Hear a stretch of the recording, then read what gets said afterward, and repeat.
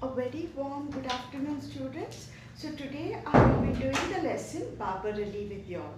Now students, recall the games you would play. Of course we still play games, I know.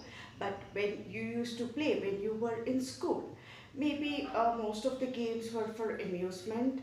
Some was a lot of physical exercise. Yes, and sometimes students in our games, we imitated the world of adults. For children, the world of adult is a world of adults is a world that always fascinates them. So if you are a boy, maybe your cycle became your father's, what was his mobile. So that was your mobile, and you went around the house on it, and probably you went and sat on the table pretending that that is your office cabin, and also did some work there, like the way your father works in his office. For girl students, sometimes you became your mother. We normally imitate our mothers. So you draped an impromptu sari, okay, some dupatta, or that was enough, and you went around doing the household chores. And many a time, students, we also imitated our teachers, because that was the world that was, we were exposed maximum to that world in that young age. Either it was home and school. So these were the two major parts of our life. So many a times that was also imbibed in our games.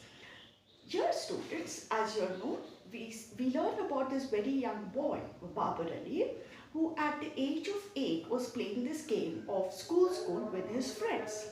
Now, as we just discussed, most of us, 99% of us have played that game. But what makes him extraordinary? That is because, students, with Babar Ali, the game did not stop there.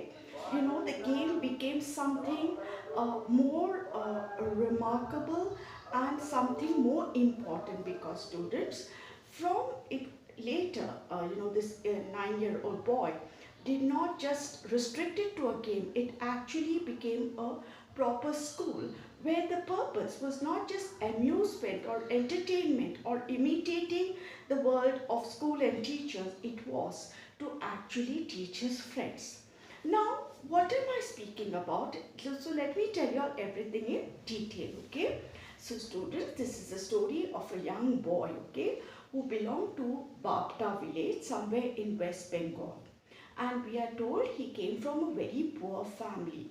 So his father was a jute trader, and we come to know that he was extremely poor, because they lived in a one-room house which was the size of an average city kitchen. So he, his parents, and his siblings, that is four of them in all, six members in the family lived in a very small house, okay. And in that village, students, as poverty loomed large, okay, most of the people were extremely poor. So they did not send their children to school, okay, because students, when when you lead a hand to mouth existence, things like school, education and all take a back seat. But in Babar Ali's case, students, we are told that he was one of the fortunate boys of the village. Okay, now fortunate means what? Lucky. Now, whenever we speak about a lucky person, a person who has everything in life, who is born with a golden spoon in his mouth, who is born with a silver spoon in his mouth, and who has all the facilities, who is born in a city, who leads a very luxurious kind of life. But here, students, Babar Ali is called a fortunate soul, because in comparison to the other children of his village, that means students, his friends who came from the same economic background, they did not go to school because their parents could not afford, okay. They had their other priorities because of poverty. But in the case of Babar Ali, although he belonged to an extremely poor family, his father was a humble jute seller, yet his father knew the value of education. In fact, students, his father Nasiruddin Sheikh said that education is man's true religion. Okay, we'll discuss more about that later, but first let us understand. So Babar Ali was sent to school. Now, of course, students, that was a rare privilege he had, a facility he enjoyed, which most of his friends could not. So now, of course, going to school was not easy. It was tough because every morning he had to get up at 7, do his household chores, and then going to school. School was very far, so he had to first take an auto rickshaw, then walk 5 kilometers to reach school. So you can imagine the amount of time and energy he was spending in just going in that traveling bit, okay? But despite that, students, when after returning from school, collected all his friends, and he in his family backyard there was a kind of a school in the sense, students, whatever he studied in his school, okay, he used to teach his friends. Now, as you know, students, so you can understand, for him only going to school was a rare privilege, okay. His father, God knows how many sacrifices his parents had to make in order to send their children to school. And this boy also going to school was one kind of a strenuous activity. But despite that, students, after returning from school, he used the time to teach the other children of his village. And as I said in the beginning, initially it was not the purpose that, okay, I will start a school or I will teach my friends. Initially it was a game, okay, where he played the teacher. Now, most of his friends had not seen the inside of a school, as they belonged to extremely poor families. They were either whiling away their time in unconstructive kind of things. They were just playing something, futile things, and or they were working, in order to add to the family income. So that was their life. So so Babar Ali was the teacher and his friends were the students. Now, what Babar Ali saw, that gradually his friends actually started learning some, they learned to solve some problems in mathematics and all. So that gave him an idea. Why not start a school, okay, a proper school?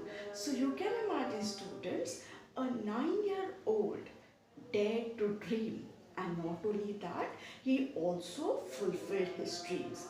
Now, here, students, when we read the lesson, we come to know, yes, of course, students, his poverty and all the obstacles or the barriers, students, when you're starting a new venture, whatever it is, when you have the monetary support or you have adequate resource, okay, that's money, things become easier. But as I told you all, he himself came from a poor family, because money can ease things, money can make many a times make solve many problems.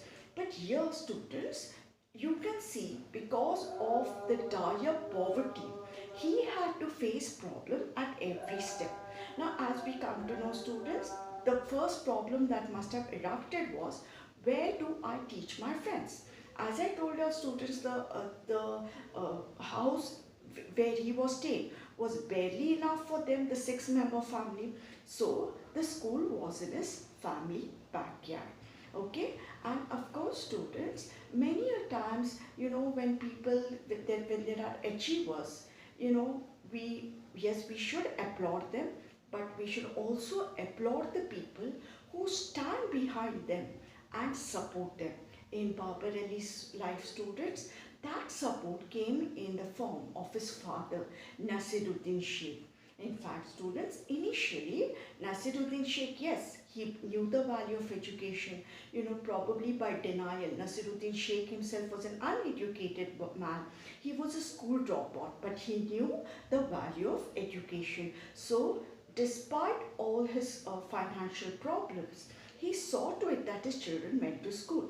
Now, as you know, students, but when Babar Ali started his school, and there were initially, we are told, there were 8 of them. They had all the facilities of a larger school. Like, students, in many schools we have midday meal schemes. So in Babar Ali school also, now this midday meal scheme is many a times like an incentive for students to come to school, or it is like an incentive for parents who are very poor to send their children to school. So in Babar Ali school also they had the midday meal scheme, and the rice for the midday meal came from Nasiruddin Sheikh's own fields. So you can see students, despite the poverty, the magnanimity, the generosity, because students, when they themselves are struggling, instead of giving food to the children who come to their school, Nasiruddin Sheikh can sell that rice and earn extra money. But you can see students, the selfless act of this father-son duo. So midday meal scheme was there in the school. After that, students, as you all know, I told you all, in this case, it was not just about having a school. It was making children come to school, because you all know, students, it is not just poverty. It is the main thing there is they don't understand the importance of education. Okay, so naturally the parents have to be convinced. Yes, and they always feel that going to some workplace or doing some work will fetch them some additional income. So they always prefer to send their children to work rather than to send them to school. Now, when you speak of education, it is like, you will say yes, after when your child is educated, they will have a better life. But then that will come after maybe 5, 7 or 10 years. So they feel that who has the patience, and for 5, 7 we are worried about our tomorrow. Who will think about the future after 7 years what, 8 years what? So for such people, to make them, to kind of inspire them to send their children to school is a very difficult task which Babar Ali achieved. Well understood? So it was not just about starting the school and teaching children there. It was also getting students to attend his school. And here, students, one more person who comes to our mind is Tulu Rani Hazra. Here, Tulu Rani Hazra also was an illiterate fishmonger, a fish seller.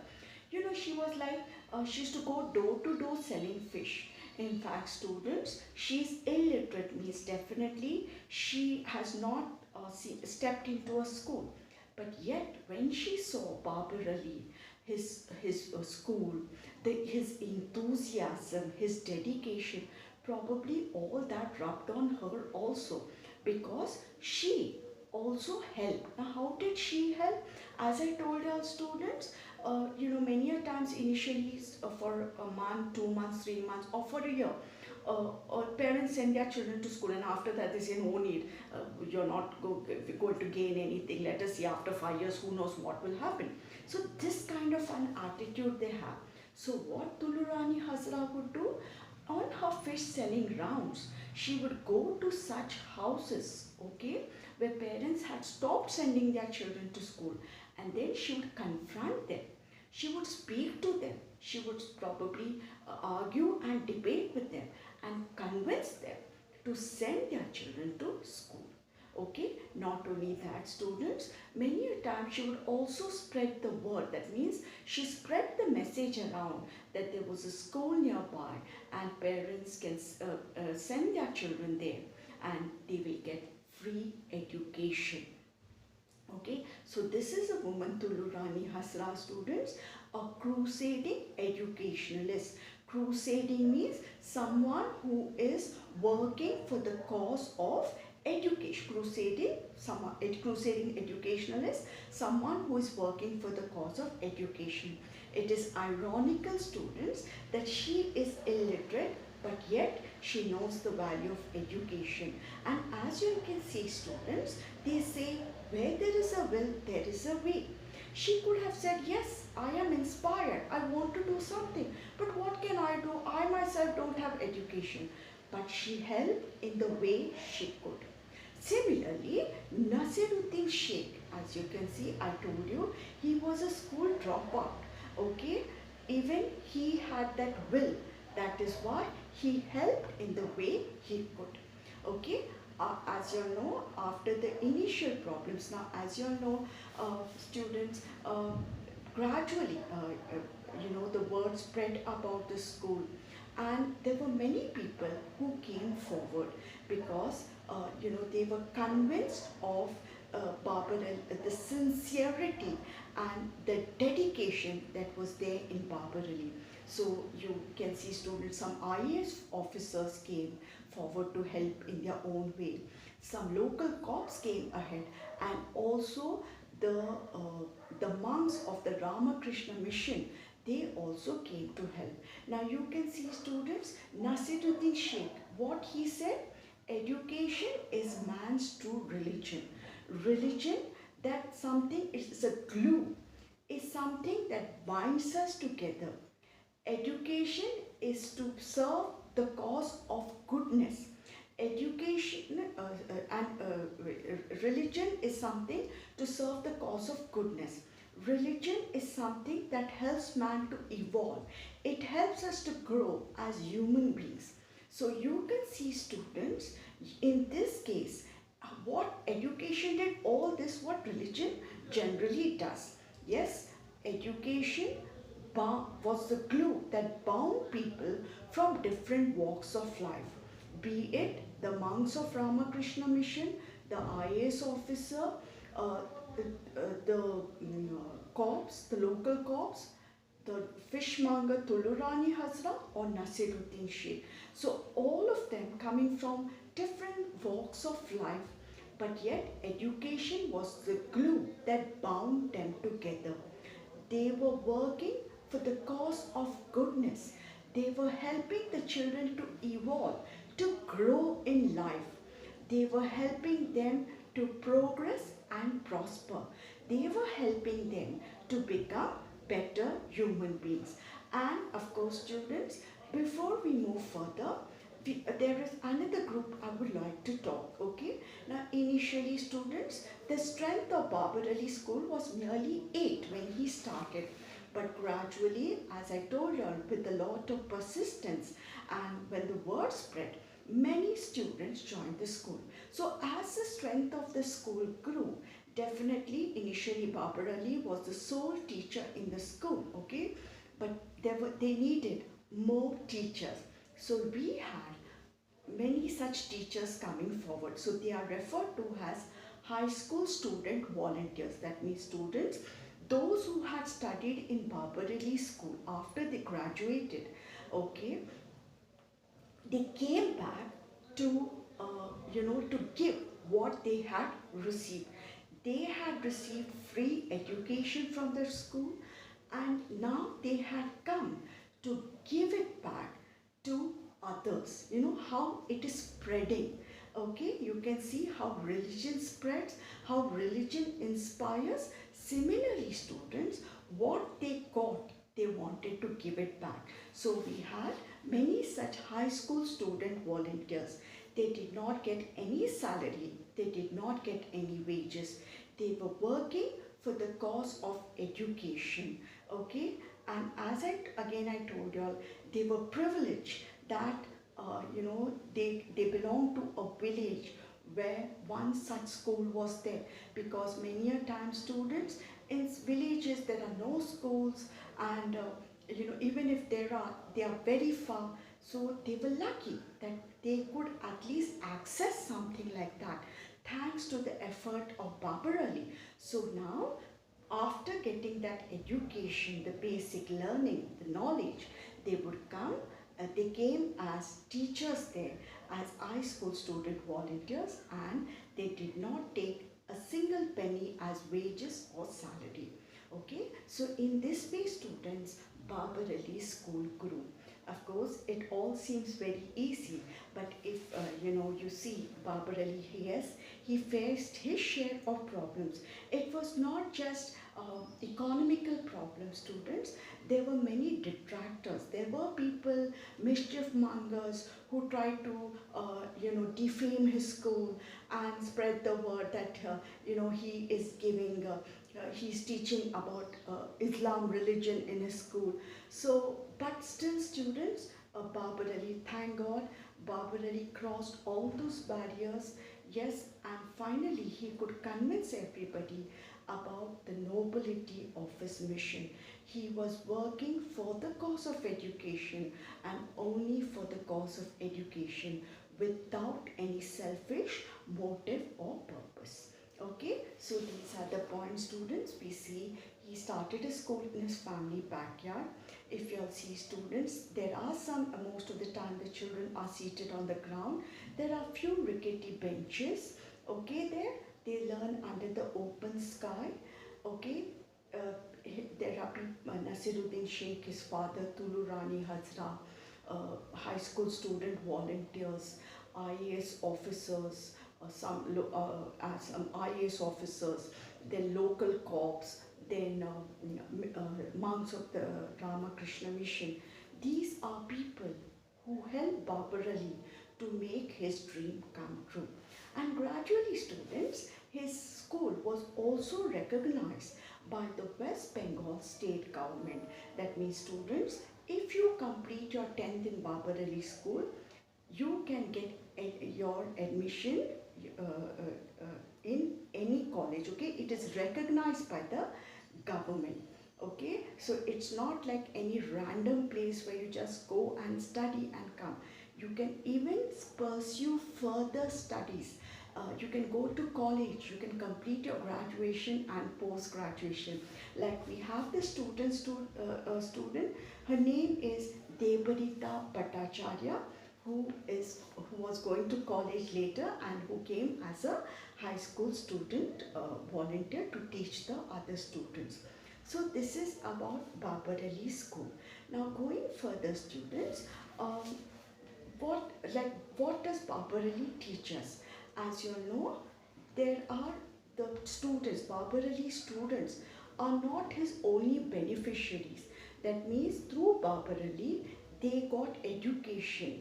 They got that precious gift of wisdom and knowledge. It is not just that, but Babar Ali's story is truly an inspirational story. In this case, students, it was about spreading education. Yes, but whatever motive or whatever dreams you have in life, if it is a noble one, if you are truly determined, students, like they say in English, where there is a will, there is a way. So Babar Ali shows the world that when you dream and you have the determination and dedication, all your dreams can come true. Okay, and another thing, like for example, students, and when your dream, when you are so passionate about your dream, then no problem will not look like a problem at all. Yes, it will just be like a small roadblock which you have to cross. Like for one of the problems, if you call it one, is that Babar Ali's students were only probably few years younger to him, or even with the student volunteers, you know, you can imagine the age difference, okay, between the teacher and student was only few years. But despite that, students, that never caused any hurdle, because Babar Ali says that in his school they never used the rod in the sense, students, corporal punishment. They did not use force or punishing the students, stringent rules, authoritarian, such things were not there. Okay, authoritarian attitude, no. It was mostly about inspiring the children to learn. Okay, so as you see, Babar Ali says that they always felt that the narrow age gap was an advantage. Okay, they never complained that we students don't listen to us because they are only 1 or 2 years younger to us. No, they say it was always an advantage and they used it in the best possible way. And what is the name of Babar Ali School, students? Of course, today Babar Ali School is a proper building with the playground and all the paraphernalia other schools have. The name that was there initially, today also they have stuck to the same name, and the name of the school is Anand Shiksha Niketan. Okay, and of course, students, lastly, so definitely, students, Babar Ali has inspired many people all over India to start similar ventures. And as you can see, students, let us once again discuss the barriers. Babar Ali came from a remote village in Murshidabad. Okay, he came from an extremely poor family. And as you all know, students, school means it's not just about teaching and learning. You need many more things. You need books, you need pencils, pens, and when you are very poor, even that cost is, it's like a princely amount for you. So whatever problems came his way, students, he found a solution. For example, he went door to door collecting rice from people, and he sold that rice and collected the money for his books, pencils, etc. Okay, and apart from that, students, we also know that initially the school had only 8 students, and then the strength grew to almost 800. So then they had batches, like morning 2 or 3 hours for this age group students and afternoon onwards. So in this way they had batches for the students. Okay. Okay, and going further, students, apart from all that, I think I have covered all the points. So, Babar Ali, many a time, students, we see about unfairness that is there around us, or some prevalent, we become acquainted with some prevailing injustice. But many a times, we feel bad about it.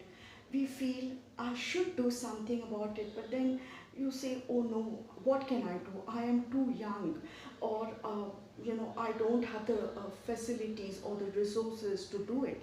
But no, here you can see a 9-year-old actually started his school, and at the age of 16 he was he was a headmaster. And Babar Ali is so famous, students, that we are told even the Queen of England knows him by his name. So as I told you, these are things, the world, despite all the negativity, it is our dreams, our hopes, and our positivity that keep things going. So hats off to Babar Ali, and there may be many more like him. Thank you, students. Thank you very much.